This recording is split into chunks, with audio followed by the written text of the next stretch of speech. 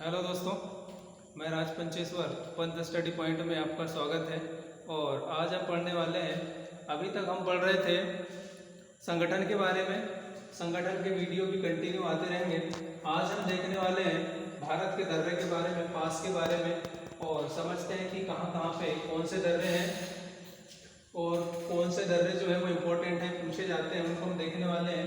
तो हम देखते हैं सबसे पहले दर्रे, इसको हम पास भी कहते हैं, दर्रे को पास भी कहते हैं, माउंटेन पास।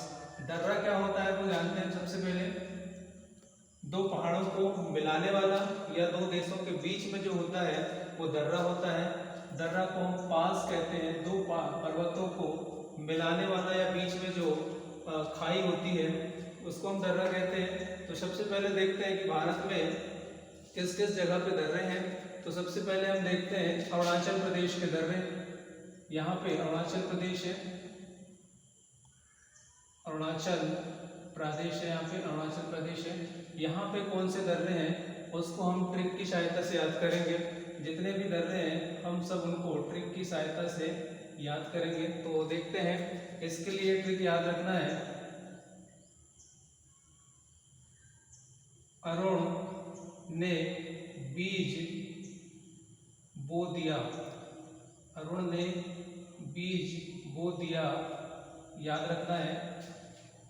तो सबसे पहले देखते हैं, अरुण से अरुणाचल प्रदेश हो जाएगा और बीज से आ जाएगा, बीज को साइलेंट रखना है। बोदिया से क्लियर करना है। बोदिया से होगा बोमडिला, बोदिया से होगा बोमडिला। इससे होगा दिफू, दिफू। और या से होगा यांगयाप दर्रा, यांगयाप दर्रा। ये तीन दर्रे जो है वो अरुणाचल प्रदेश में है। इसमें हम देखते हैं, पूछता है कि भारत में ब्रह्मपुत्र नदी किस दर्रे से होकर आती है। तो सबसे पहले हम देखते हैं, यहाँ पे मानसरोवर तिब्बत पड़ता है, मानसरोवर तिब्बत यहाँ पड़ता है। और यहाँ से ब्रह्मपुत्र नदी निकलती है और अरुणाचल प्रदेश में प्रवेश करती है। तो अरुणाचल प्रदेश में याद रखना है, अरुणाचल प्रदेश में यांगयाप दर्रे से होकर ब्रह्मपुत्र नदी भारत में एंटर करती है, याद रखना है।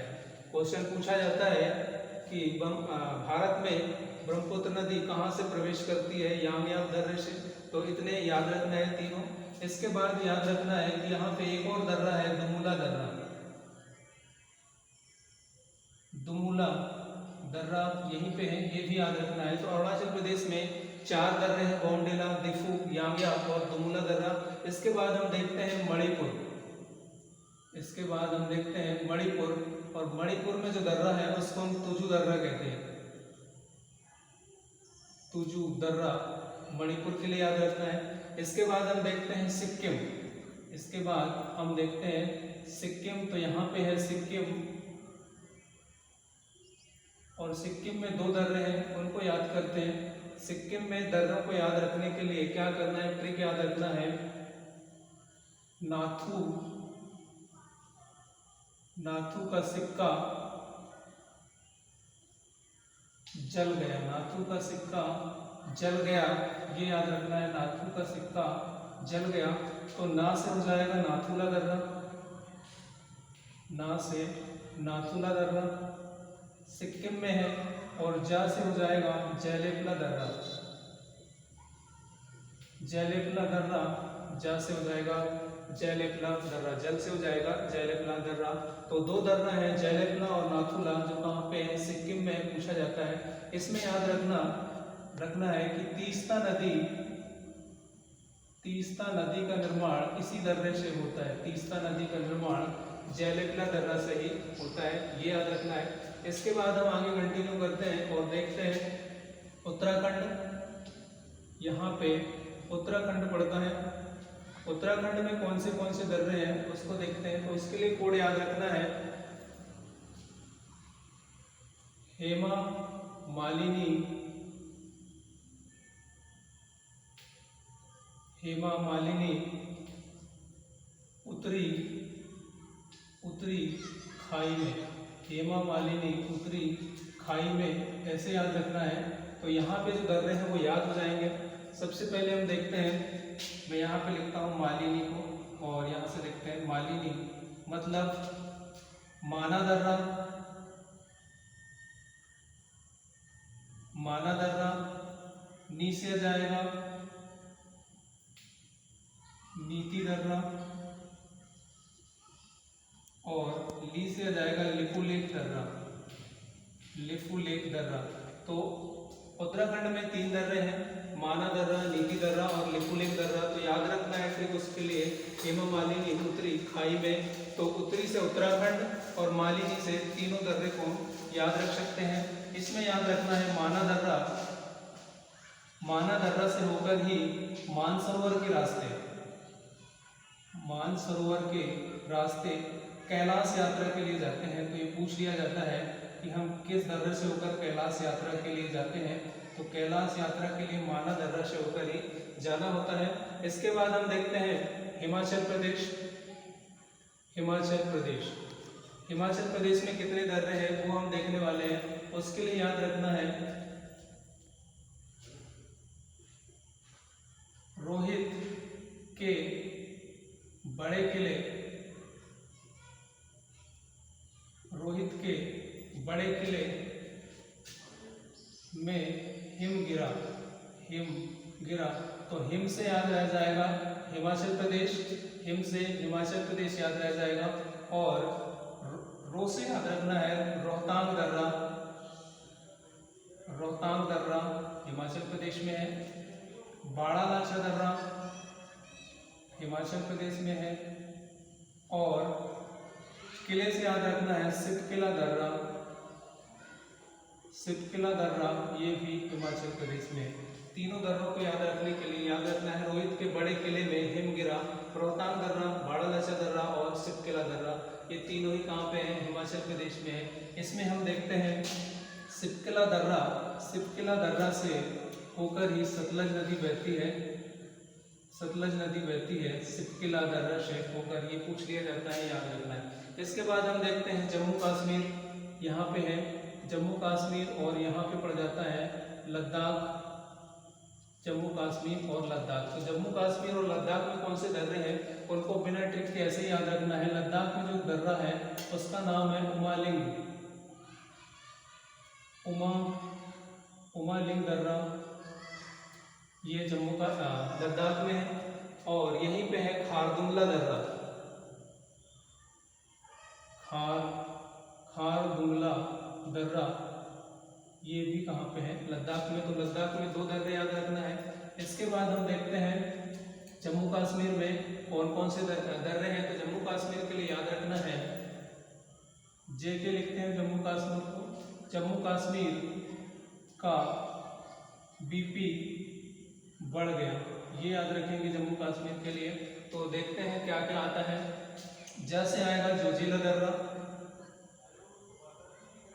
जा से जोजिला दर्रा, का से काराकोरम दर्रा, और बी से आएगा बुर्जिल दर्रा, बी से बुर्जिल दर्रा आएगा। और बी से आएगा बनिहाल दर्रा, बी से आएगा बनिहाल दर्रा, बी से बनिहाल दर्रा। और पी से आएगा पीर पंजाल दर्रा, पीर पंजाल दर्रा। तो इतने दर्रे जो है वो जम्मू कश्मीर में है। इसमें याद रखना है पीर पंजाल दर्रा, जोजिला दर्रा, काराकोरम दर्रा, बुर्जिल दर्रा और बनिहाल दर्रा। इतने दर्रे जो है वो जम्मू कश्मीर में है। हम देखते हैं यहाँ से पूछा जाता है कि लेह को श्रीनगर से कौन सा दर्रा जोड़ता है। तो लेह और श्रीनगर को कनेक्ट करने वाला जो दर्रा है वो जोजिला दर्रा है। इसके बाद पूछा जाता है कि सबसे ऊंचाई पर स्थित कौन सा दर्रा है। तो ये जो है काराकोरम सबसे ऊंचाई पर स्थित दर्रा है, काराकोरम, इसको याद रखना है। और याद रखना है बनिहाल दर्रा, बनिहाल दर्रे में ही जवाहर सुरंग है, जवाहर सुरंग है जो भारत की सबसे बड़ी सड़क सुरंग है। भारत की सबसे बड़ी सड़क सुरंग जवाहर सुरंग पूछा जाता है किस दर्रे में है, तो बनिहाल दर्रे में है। इस तरह से जम्मू कश्मीर के दर्रे भी हम आसानी से याद रख सकते हैं। इसके बाद हम देखते हैं पश्चिमी घाट के दर्रे, इसके बाद हम देखते हैं पश्चिमी घाट के दर्रे। तो पश्चिमी घाट में यहाँ पे महाराष्ट्र है, महाराष्ट्र और केरल में ही दर्रे हैं, महाराष्ट्र और केरल में ही दर्रे हैं। तो महाराष्ट्र, इनको हम बोलते हैं पश्चिमी घाट के दर्रे।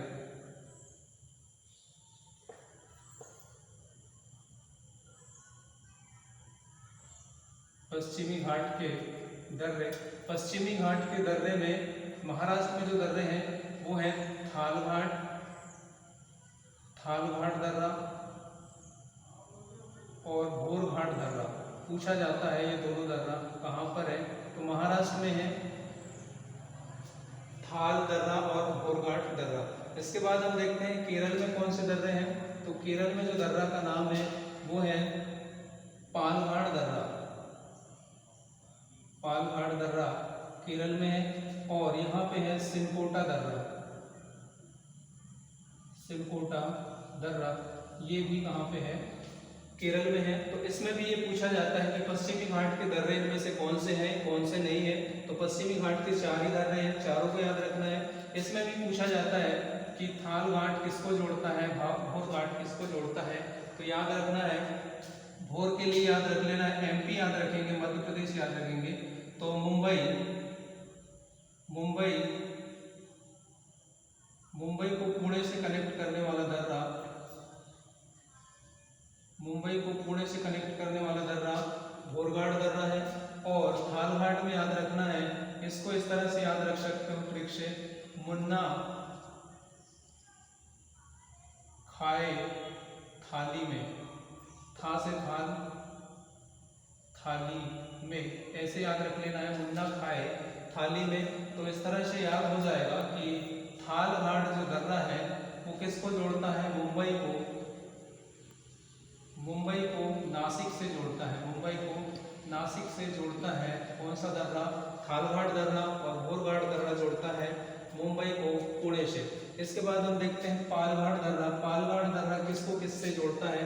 तो ये केरल में है, ये पलक्कड़, पलक्कड़ ये केरल में पड़ता है, पलक्कड़ को कोयम्बटूर से जोड़ता है, पलक्कड़ को कोयम्बटूर से जोड़ता है पालघाट दर्रा। और यहीं पे तमिलनाडु है, तमिलनाडु का कोयम्बटूर और केरल, केरल का पलक्कड़, इन दोनों को कनेक्ट करता है पालघाट दर्रा। इस तरह से हमने भारत के सभी दर्रों के बारे में देखे, कौन से दर्रा कहाँ पे हैं, किसको कनेक्ट करते हैं। बहुत इंपॉर्टेंट टॉपिक है ये। इस तरह से सारी चीजें याद हो गई होंगी शायद, ठीक। ओके, थैंक यू, जय हिंद।